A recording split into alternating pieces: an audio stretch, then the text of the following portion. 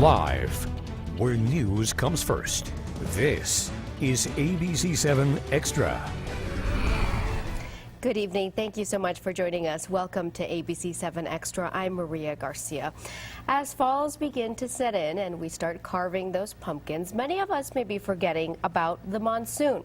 That rainy season every summer that leaves some areas flooded sometimes, and this year left one woman dead. In 2008, the city formed a stormwater utility to build infrastructure to prevent flooding. The utility has built tens of millions of dollars worth of stormwater projects, but now says it risks running out of money for more badly needed projects if it does not raise its fee. Right now, the average stormwater fee for a residential customer is about $3.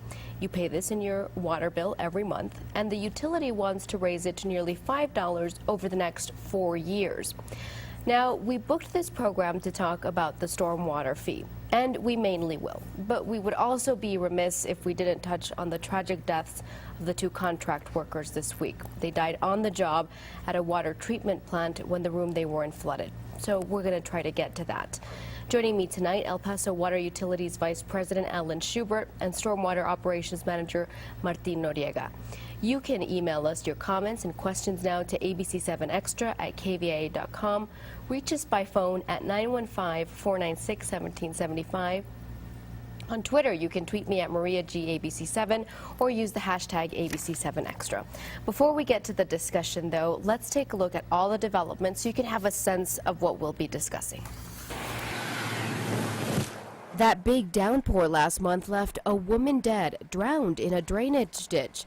Also, the Public Service Board trying to figure out how to fund and finish all its stormwater projects. By 2008, the utility had designed a massive stormwater master plan where it identified about $650 million worth of projects to prevent flooding. They've finished $24 million and are either constructing or designing other projects priced at $57 million. Some of the finished projects include a channel in the northeast that protects 4,000 homes, inlets in central and northeast El Paso streets, underground pipes that corral water into basins, updated pump stations, and flood control ponds. But remember, the city was built without any place for water to go when it rains, and building that when a city is already developed is costly and not really a speedy process. So the next phase of projects costs about $144 million. And the utility says if it doesn't increase the fee in about 3 years, it'll run out of money for those projects. It would take us many, many years to address these projects. We would have to get through the projects we've got, start retiring the debt, but that would take the $144 million and expand over the next several decades. If the PSB approves the rate increase, El Paso Water Utility Vice President Alan Shubert says they could get those projects done in about 5 years, as opposed to decades. But if you're wondering, doesn't it still flood despite their work? There's nothing an engineer's ever built that Mother Nature can't destroy. The utility builds to handle a 100-year storm, which is about 3 inches of rain within 24 hours. And that's chosen because you have to pick a standard that you can economically manage. But when we build facilities and we have to go in to areas that are fully developed, buy pieces of property, occupied homes or whatnot, and demolish them to put in these facilities. So you have to balance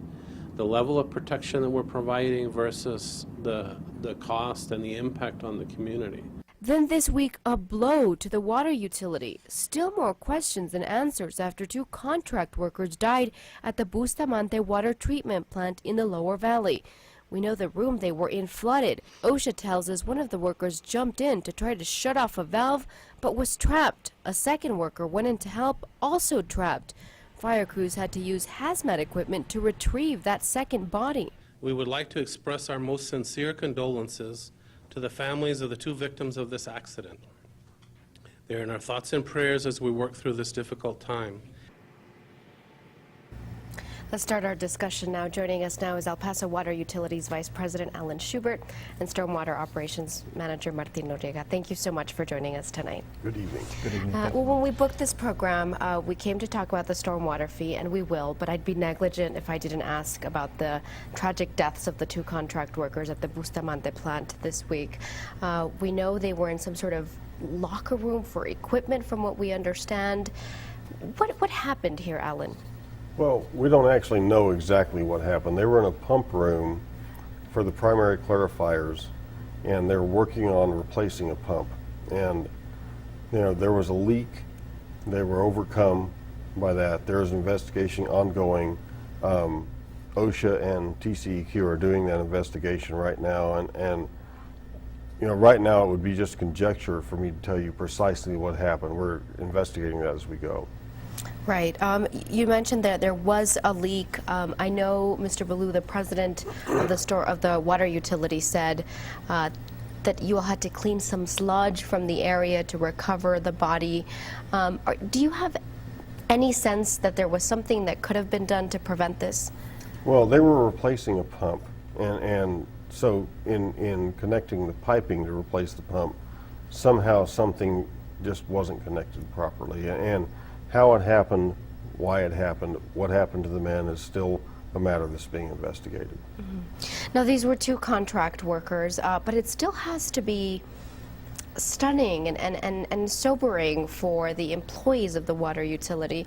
Mr. Noriega, what are you hearing from them? How are they doing? How are they taking this? No, I mean, they're taking it, you know, pretty hard. I mean, it's, you know, a contractor, somebody working with them. They, you know, if they've been working there for quite a while, they get to know these people, these contractors, and, you know, it becomes kind of a little bit part of the family. But, you know, it kind of makes you realize the safety concerns that you have to be aware of each and every day. Right, and how sort of important it is to be meticulous with those things. And so the TCEQ, OSHA investigating, how is El Paso Water Utilities cooperating with that investigation? How are you aiding them with that? Well, we're cooperating fully, and I want to make sure everybody understands that this is something that we take very, very seriously. We are not, it is not acceptable to have people die in our plants. That's not good. We are going to cooperate with this and try to make sure that at the end of the day our plants are safer, better, and we'll get through this. It must have been shocking. I mean, to hear the news. What was your reaction when you heard this, Alan? Well, your reaction is always sorrow. For the most part, you don't want to see anybody get hurt doing this kind of work, and so, you know, at the end of the day, the situation is just very, very difficult. It's been very, very difficult for our staff. They take this very seriously. This is something we don't want to see happen. It doesn't happen very often. We want to make sure it doesn't happen in the future. Mm-hmm. Mr. Noriega, can you talk a little bit about a little bit of the training or the communication that happens between the utility and when you have outside contractors working at the utilities facilities like a plant like that? Well, usually when you have some type of work going on, you've got a contract, you go through a pre-con, you know, you try and situate like what's going to happen, what the work is going to be like, and what the safety procedures are. You kind of get contact information from, you know, between the water utilities and the contractor to make sure we know who to notify, who to get a hold of, who their safety representative is. You just try and prepare and try and be safe about the work that's being done. You talk about possibly the mishaps that can happen or what type of work is being done. That way you can kind of foresee what can happen, or, you know, you just try and be aware of everything that's going on. And it's really just kind of overseeing what's going on the project. Right. Now, this contractor, Cubic Water LLC, had worked with the utility quite a bit. They had, I think, 2 other contracts with the utility. How are you communicating with the company and with the contractor? Well, we're working through it. They do have several other contracts with us. They have done and are working on projects with us right now. So it's not, you know, they're not inexperienced. They they are going through their own difficulties right now, obviously, with this situation. We're just going to work through it with them. Okay, I want to move on now to the stormwater system. Now, you have come a long way, $24 million in stormwater projects that have so far been completely finished by the utility. Yet last month, a woman drowned during a flood.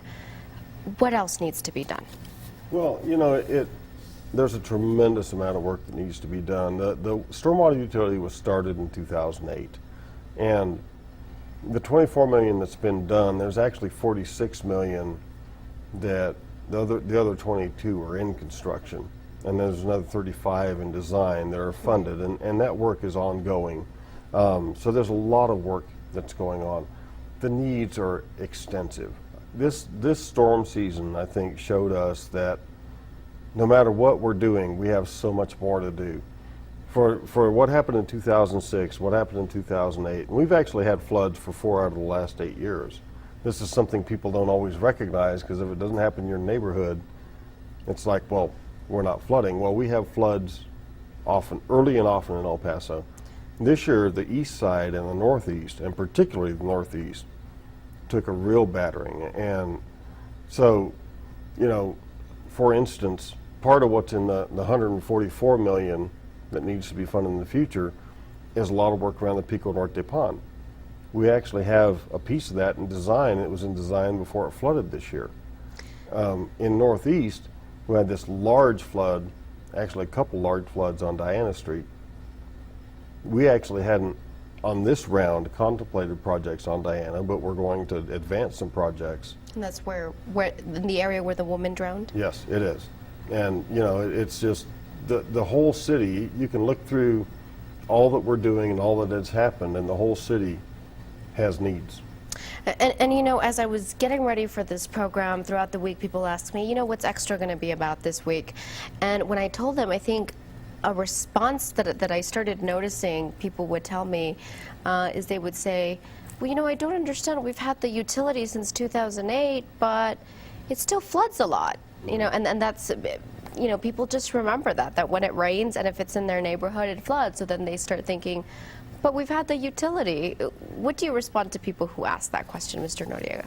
Well, you know, it just depends on really the storms, where they're going to hit. I mean, you can't predict where they're going to be at, how intense they're going to be. The only thing that I can tell them, you know, that I normally tell them is, you know, we're out there proactively trying to clean out the system, making sure that it can handle, you know, the water that's coming towards it. And making sure that at least that we're, you know, just making sure that the system can operate. You know? Right, and I think a lot of the times people hear, oh, $22 million or $24 million worth of projects, but it sort of helps to illustrate it when you think of specific projects. I know we have some video of the Northeast channel that you finished, and that actually benefits 4,000 families. Before it was sort of like this it was just earth, right, that was capturing the water, and it was basically like a ditch, but it was an earthen ditch, and now obviously it's concrete, it's much bigger, and I know, for example, in that area they saw a difference. Very much so, and that's not the only thing. You know, the thing about the stormwater utility is we started 100 years behind the 8 ball. There has not been a lot of emphasis on stormwater in El Paso for the last 100 years. You look at central El Paso, it was all developed without a whole lot of retention ponds and a whole lot of channels. We use our streets for drainage, and that's okay, but there comes a point when you're requiring too much drainage to go down the street. And it's just an evolution as you go forward with how you try to improve the standards. And so where we're at today is we're just starting. You know, we're 6 years into a program that's going to take us decades to really catch up on. And, you know, part of it is we need to continue to address these things. We need to continue to work on this. But if you look at the work that's been done, it's been very successful. And it's amazing that it took that massive flood in 2006 to get this utility started. We have a lot to talk about when we come back. We want you to be part of the discussion. You can call us at 915-496-1775. Email us at ABC7Xtra@KVIA.com or tweet me at MariaGABC7 with the hashtag ABC7Extra. You're watching ABC7 Extra, where news comes first. Welcome back to ABC7 Extra. We're talking about stormwater today. Joining us, El Paso Water Utilities Vice President Alan Shubert and Stormwater Operations Manager Martin Noriega. Let's talk about I-10 in central El Paso, KVIA and Piedras area, where we've seen the worst flooding. It still flooded this last time, flooded for a few hours compared to when it used to flood for like a day. Remember that? That was terrible. So I guess what people want to know is, when will it not flood at all? We know it doesn't flood for a whole day anymore, but when will it not flood at all? Well, that's a fair question. Let's start with the notion that Mother Nature is going to whip mankind no matter what. So I will never tell you it will never flood at all. But in order to meet the 100-year standard, we have several more projects to do. Now, what has happened so far is we have improved the Sabata pump station. We've improved the Sabata conduit. And that's the pump station right in central El Paso, right in that area, right above I-10. Well, it's actually down by the border highway. Okay. It's the one that takes the discharge. Okay, that takes the discharge. Okay. The conduit, the large box culvert that goes down through there, we have gotten all the utilities out of there. Water and sewer lines that were just cut through it years ago that we've spent a lot of money to get out of there, so it's now clean. This last event, the Sabata station ran 4 pumps, and in 2006 it could only run 2. It wasn't capable of running more than 2 pumps. In addition, we built the Gateway Pond. The Gateway Pond is a small pond, but what it does is it takes the additional runoff when the conduit's totally charged, so it's too full for the runoff to get into it. It takes it, puts it to the side, and then we pump it later. We're not by any means done. We're going to expand the Gateway Pond. We're going to continue to improve the Sabata station. We're building the Magnolia pump station right now, which is about a $20 million effort. We broke ground on it this summer. There's about 6 or 8 ponding projects upstream. Central is a real tough area to deal with because it's all developed. So for us to do work, we have to buy property, and you know that's a long process. We don't want to just go in and take property. We want to buy property for people who want to sell it as much as we can, and so there's a lot of things remaining to be done that are funded that we will get done, but we will still have a lot to do after that. Okay, and so the $144 million worth of projects, that's just the next phase in this huge list of projects that you need to better protect the city, this huge list of $650 million projects. So what will that $144 million pay for in what span of time? Well, we're going to attempt to get this done in 5 years' time. The basics are this. Pico Norte. There's about $10 million worth of work we need to do around Pico Norte, and if you remember, there were cars that were washed into there and a bunch of dumpsters that were washed in there on the east side in the big storm this year. That's one example. Several more projects in Central, a couple projects on Doniphan, a couple pump station projects, northeast projects. It's a citywide effort, so the 144 isn't actually focused on an area. We're focusing our efforts on Central right now because that is the projects that we have going, but the 144 is a citywide effort. And this question from Calvin, are there any particular projects on the horizon that the proposed stormwater tax increase will go to, which I think you just answered. Mr. Noriega, what's it like for the crews out on the field? I mean, tell us what exactly you guys do from day to day to make sure that the system is working. No, definitely. I mean, throughout the whole year, you know, we're constantly cleaning ponds, channels, and it's basically the debris that comes in off of the streets, you know, when you get that flush or just the winds blowing anything, you know, dirt. We're constantly cleaning out, like, you know, your drop inlets. You've got your conduit system underground, and, you know, going back to the Central area, We seem to have a lot of conduit system in there, and it seems to get filled up with a lot of sediment rock. So what we're trying to do is just clean it out, have it, we're basically, our word is being prepared for when the next storm comes. So we're trying to clean everything out, trying to get to every, nuisance area that we normally have, and then try and better it in the sense of not necessarily through the projects that that we're talking about capital improvement. We try and do certain things to try and say, you know what, we get a lot of sediment here. We're trying to create like trash grates, certain desilting basins within that little area to try and prevent so much of that rock going into the system, so it makes it easier for us to clean it. I see. Okay, we have a caller who has a question or a comment. Hello there. My question is, you want to raise the rate to 485 for the next 5 years. What's going to happen after the 5 years is up? Are you going to drop it back down to 299, or what are you going to do after that 5 years? Okay. All right. So the stormwater fee would increase for most residential customers to $488 over the next 4 years. What happens after that, though? Well, remember that there's already $690 million of projects identified. The next round is the next 144. So our work is not done at that point. I'd like to illustrate this. When the stormwater utility was created in 2008, we were created with the funding model was about $22 to $23 million a year.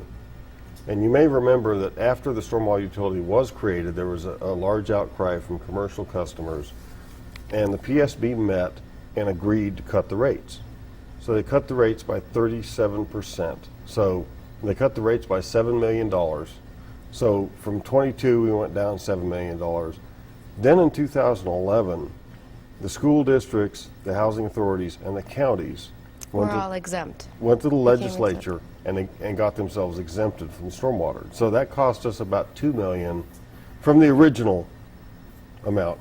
So essentially, our revenue eroded $9 million from the start, and the revenue was set by trying to plan to fund all of this work. So, you imagine $9 million out of $22 million. That's a big hit, and the reality is we can't continue the capital program without a fee increase.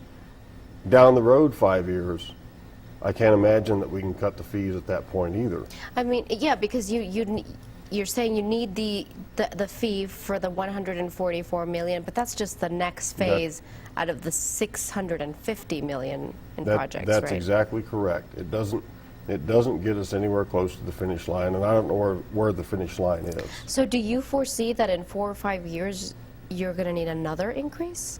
Well, I don't know that that's the case at all. That's going to depend upon the funding model and the way work gets done, and inflation and consumer price indexes and all those other things. And how much of the projects essentially you pay with debt? Right. There's no, and debt right now is pretty cheap, but debt has not always been cheap. Sometimes interest rates are pretty high. So, that's kind of predicting the future in terms of what you would need to do. It's pretty uncommon that you would presume that you won't need another fee increase in the future for anything that you're doing. And so 650 million, I mean, you said earlier that you're trying to play catch up, that you should have, it would have been great if the city would have started on a stormwater plan 100 years ago, right? And so what happens now is that you have a ton of projects, $650 million worth of projects. But even with the revenue that you're getting from the fees, that's not enough to do what you're saying you need. So essentially, you're paying for a big bulk of the projects in debt, and a lot of the revenue is going to your debt service to pay off that debt, and then a smaller amount is going to the actual capital projects. Right, and that's consistent with how we do water and sewer work. That's consistent with how the city runs their capital improvement program. It's by no means uncommon. You normally bond projects and pay debt over time, over 20 years time or whatever the debt service time you choose is. And that's how you manage your money. And 20 years down the road, of course, you've paid off the first 20 years of debt. So it's not something that just continues to get worse necessarily. What does is inflation and prices and those kinds of things to get things done. Okay. So it's just a matter of of the future. Okay, we have another phone call from Roy. Roy, hi, what's your comment or your question? Yeah, I'm just curious what's going to happen to that $5 if the city council wants to attach it, do something else with it. What's going to keep that from being raised up to $7? Even if it stays at what it is now, how do we ever know that the city council doesn't want it? Thanks. Okay, thank you. Now, the increase is coming straight from the stormwater utility, Yes. which is its separate entity from the city. Does that mean that the funds are protected specifically for that purpose? Well, that's an excellent question. The stormwater utility was created on purpose as part of the Public Service Board, El Paso Water Utilities, so that we took that out of the political arena where it gets passed by the Public Service Board or failed by the Public Service Board, whichever way it goes. But the City Council doesn't actually vote on whether or not we have a fee increase on the stormwater utility. Right. That doesn't keep the city from deciding to do something else. We are owned by the city. So at the end of the day, you know, as you know, the city put a $3.5 million franchise fee on the stormwater utility this year as part of the budget. So, you know, I don't want to give anybody the impression the city can't do something like that, but the stormwater utility is part of the El Paso Water Utility overseen by the Public Service Board, so City Council won't vote up or down on a fee increase. Okay. All right. We have to take a break. We're going to be right back. Stay with us. Welcome back to ABC-7 Extra. We have another caller who is also Roy. Roy, what's your comment or your question? My question is, when is enough? I mean, how much more are we going to be taxed? We're getting taxed in various areas in our city, but when is enough? Thank you. Thank you very much, Roy. What are your thoughts on that? Well, that's a fair question. I'm a taxpayer too. You know, I pay my taxes. I look at my property tax bill, and I look at the school districts in the county and the city, and the water bill and the stormwater utility and environmental services. And the reality is this: you have to decide what level of service you're going to provide. And unfortunately, you can't provide the same level of service year after year at the same rate. Work comp goes up, wages go up, materials go up, all those things go up. And at the end of the day, the governing bodies, the Public Service Board or the council, has to decide what level of service do you want to provide. And that is a hard question to answer. I respect that. I respect the citizens' concerns about this. You know, I respect the fact that people are tired of their taxes and their fees going up. The message that I'm sending is just this: we can't continue the capital program, can't continue to expand the facilities we have with the funding that we have. If the choice is made to do otherwise, that's the choice of the governing body. But as it stands right now, I wouldn't be doing my job if I didn't tell the public, you know, this is where we're at. What happens in 3 years if this fee doesn't go up? Well, what happens in 3 years is we're out of money. We're out of money for construction. We can continue to operate. We can continue to operate and maintain, you know, so we're still in better shape than we were in 2006. I want to make that clear. But our capital program is going to become decades or hundreds of years to try to get it done. Okay. Speaking of that, you say you provide protection for a 100-year flood, which is defined by about 3 inches of rain in 24 hours. But if you get 3 inches within 24 hours, but if you get 3 inches in 4 hours, it's going to flood because that's less than 24 hours. So for someone who's saying it's already expensive anyway, it's inherently expensive to build the system retroactively, why not provide a better level of protection, more protection than the 100-year storm? Well, that's a great question. And I'm glad you asked it, because one of the great things that engineers do to confuse people is talk about a 100-year storm. You know, the issue is it's not only an intensity, it's duration. So we've said several times this year we had 2 inches of rain, it's more than a 100-year storm. Well, that's not true in volume, but that's true in intensity. Right. So what can happen is people will flood and streets will flood, maybe you won't have as much volume in the ponds as you would if you had the 3.6 inches in the 100-year event.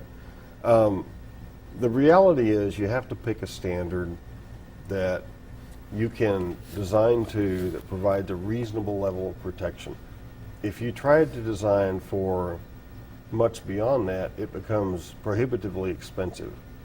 The reason that we use the 100-year event is because that's the event that FEMA uses for their requirement for flood insurance.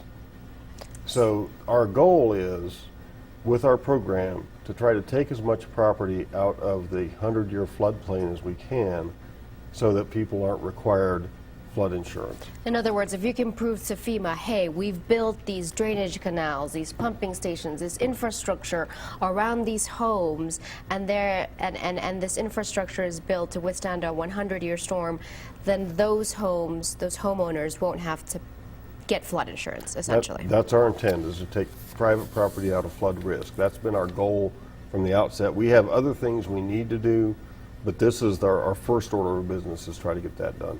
Okay. All right. Mr. Noriega, what is the biggest challenge in making sure that the area doesn't flood? And I mean, not with capital improvements, but with maintenance. No, with maintenance, the biggest issue that we have is basically trash. Trash, illegal dumping, people. You're saying people throw couches and tires. No, we find a lot of things out there and stuff, and all they do is when you get that first rain and we hadn't gone back to that place where they probably dumped some trash or something, all it's going to do is plug up the inlets going into whatever pond or anything, and then you're going to end up having it just overflow. And that's when you get that unnecessary flooding that didn't have to occur. But for most part, it's really just a lot of the trash. I mean, it's some of the there's nothing you can do about it. It could be trash day, and it rained that day, and there goes everything. I mean, it's just an unforeseen thing. Right, but when it's intentional, I mean, it's especially, I think, really unfortunate because ratepayers are paying for this every month. They're paying for this system. And so for it to clog up because of trash. Of somebody just dumping out there, yes, definitely. And then it doesn't even have to be like the tires and stuff. It just be like scraps from a project or somebody that was doing, or somebody cutting their tree and just throwing out the branches, I mean, it could be almost anything. Okay. In that regards. All right. Well, we've run out of time. Thank you so much, both of you, for joining us. We appreciate it. Thank you, Ellen. Thank you so much. Thank you. And thank you for joining us on ABC-7 Extra. We hope you found this informative and helpful, and we'll see you next week. Bye-bye.